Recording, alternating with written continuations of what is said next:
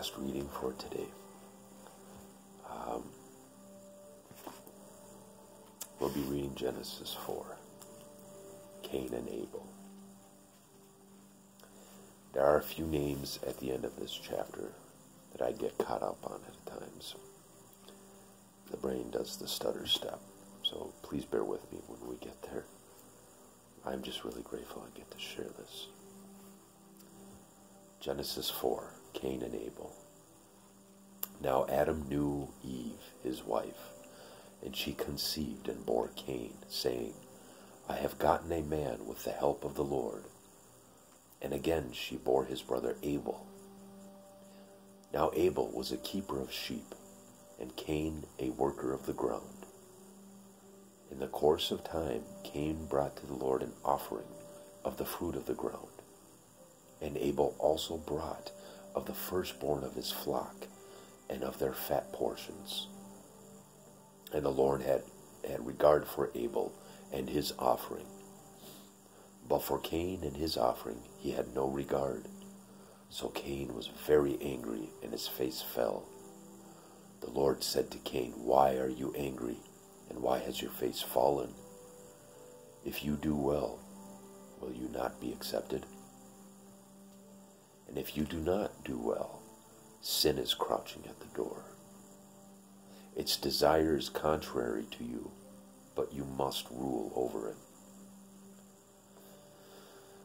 Cain spoke to Abel, his brother, and they were in the field.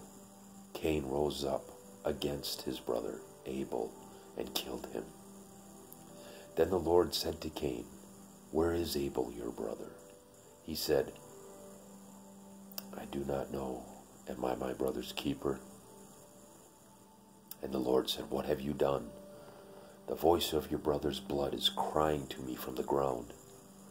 And now you are cursed from the ground, which has opened its mouth to receive your brother's blood from your hand.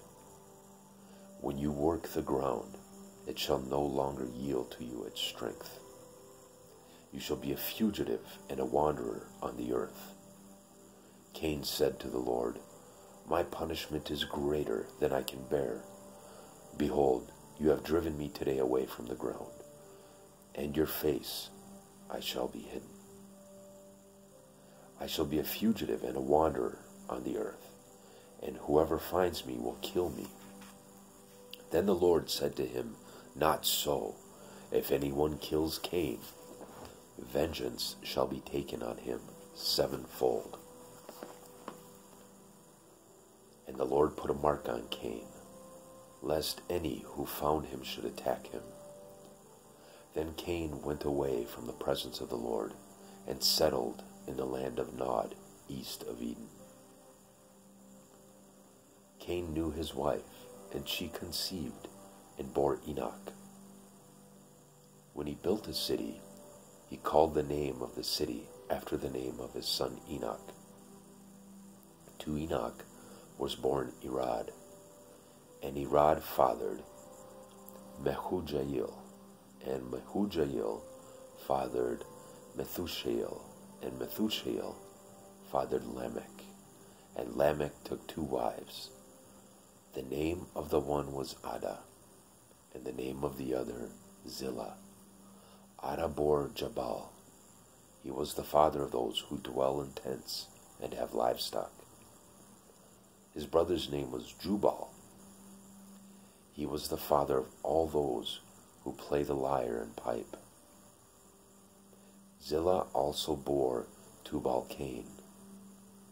He was the forger of all instruments of bronze and iron.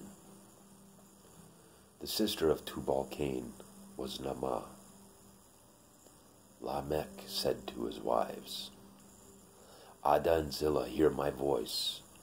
You wives of Lamech, listen to what I say. I have killed a man for wounding me, a young man for striking me. If Cain's revenge is sevenfold, then Lamech's is 70-fold.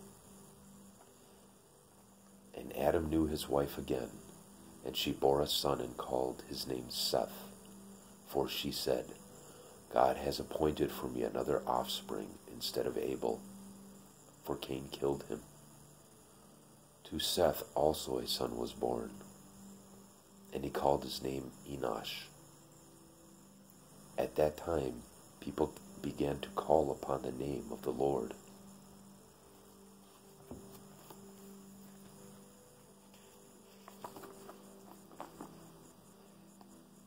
Yeah, just reading about Enoch and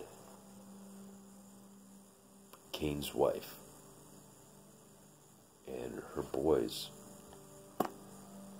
that, where was it?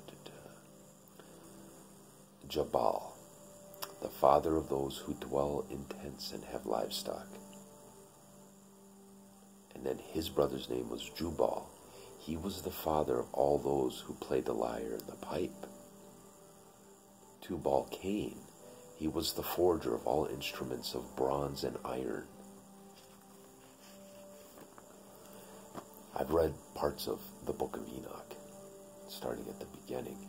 It's interesting how this is kind of interweaving what the fallen angels brought down. How to forge weapons, magic, spells, secrets of the universe, all those kinds of things. After reading that and then going back and reading this out loud, it's interesting to see how it intertwines even in Genesis 4. Just briefly. That's always just an opinion. Thanks for spending time with me again this morning. I love you all. I hope this is food for thought.